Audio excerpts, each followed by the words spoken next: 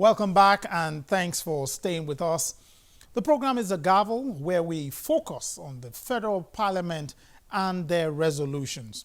Our next report looks at the amendments the Senate is making to the country's Electoral Act.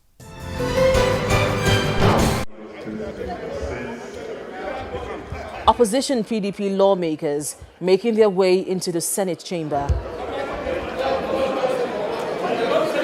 The same chamber they left in annoyance on Wednesday in protest against the defection of one of their own, Senator Leye Omogunwa, to the ruling All Progressives Congress, APC. Immediately after they are seated, the Deputy Majority Leader offers an olive branch to his colleagues in the opposition. I feel happy that I have been vindicated, that there is nothing, and I repeat, nothing, that we do not have the capacity to peep behind us politically. That resolved, at least for now, legislative work begins. The Senate begins the amendment of the Electoral Act. Lawmakers want to correct the lacuna in the Electoral Act, which came to the fore in the Kogi governorship election on November 2015, where the governorship candidate, Abubakar Audu, died after the election, but before the result was announced. The first runner-up of the primary election should take over the results of the candidate that died. However, we discussed here that we should have another primary election. INEC should suspend the election for a period not exceeding 21 days, in which the political party should conduct another primary within 14 days.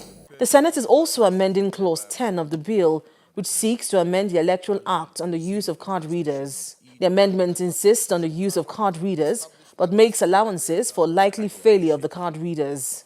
Paragraph 3C of this section. If the card reader fails, the president of being satisfied that intending voter is the owner of the voter's card may accredit intending voter to vote in this election. And then we now go to page 11, provided that where the number of voters unaccredited under this subsection. Okay, those in favor of clause 4 stands part of the bill say aye. Those against say nay. The ayes have it.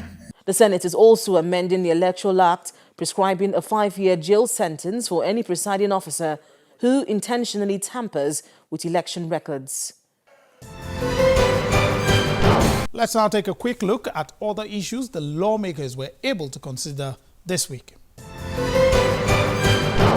A bill seeking to exclude anyone who has acted as president for 2 years from serving for 2 full terms as president has passed second reading in the House of Representatives.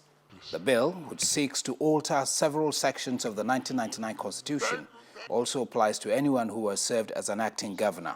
The bill, which is being sponsored by the Deputy Speaker of the House of Representatives, Rep. Lasun Yusuf, also seeks to compel the President and state governors to attach intended portfolios of office for all ministerial and commissioner nominees before submission to the legislature for screening.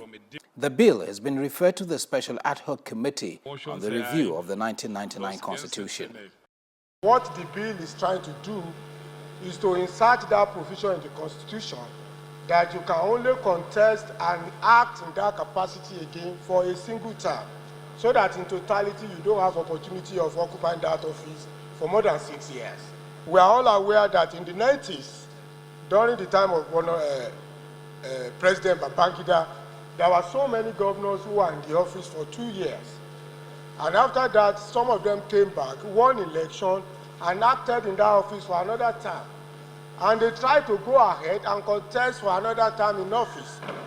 If they had won, the case of Olusegun Osunba is very, very known. If they had won the second term election, he would have done that by being out that office for 10 years.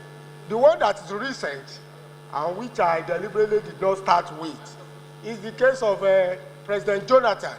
I know the leader in the past, in one of his bills, has taken up that of the president in saying that the president must attach the nominee and particular portfolio to nominee before they are approved while they were being screened in the Senate. I want the same thing to be extended to the state level too. The House of Representatives has urged the Petroleum Products Price Regulatory Agency, PPPRA, and the Federal Ministry of Petroleum Resources to review the current price template for premium motor spirit with a view to reducing the price of the product.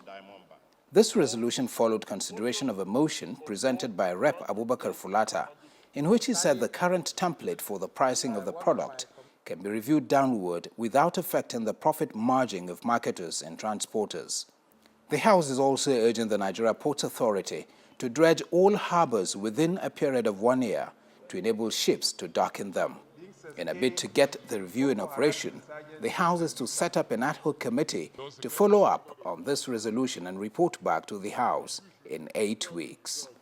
The House notes the widely circulating rumor of a possible hike in the price of premium motor spirit, PMS, in the country, which though has been denied by the federal government, Federal Minister of Petroleum Resources is coming at a time when the nation is going through difficult times occasioned by dwindling revenue, high inflation rate, unemployment, general fall in the standard of living of many Nigerians. Also note that the current template for the price of PMS could be reviewed downwards without affecting the profit margin of marketers and transporters, and also contributed to reducing the current inflationary trend in the economy. Also observes that the provision of 2 naira per litre in the template for the maintenance of storage facilities does not benefit government facilities located at over 21 or 22 fuel depots in the country. Rather, the fund goes to enrich an ever-growing number of private depot owners whose facilities have now become the official storage facilities for government products, while government facilities are allowed to decay.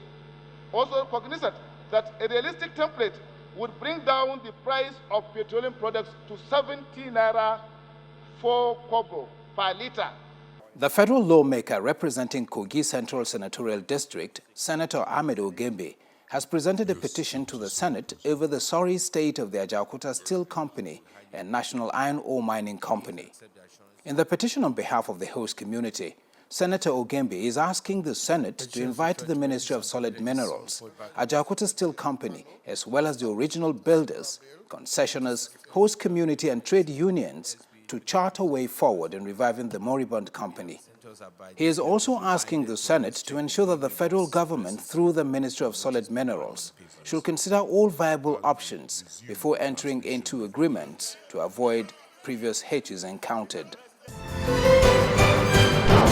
The House of Representatives Committee on Environment has queried the capacity of the Federal Ministry of Environment to carry out the Ogoniland cleanup.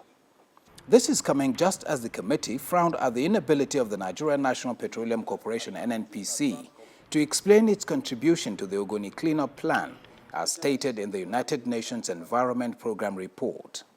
The chairman, House Committee on Environment and Habitat, Rep. Obinna Chidoka, who addressed stakeholders on the urgent need to implement the United Nations Environment Program (UNEP) report on Ogoniland, said that members are worried at the level of implementation. We should not, the burden of government inefficiency should not be transferred to the ordinary man. So what you're telling me in effect is that HYPREP was a waste of time. And if it was a waste of time, it meant that there was inefficiency, ineffectiveness on the part of either the government or whoever it is that is driving the process.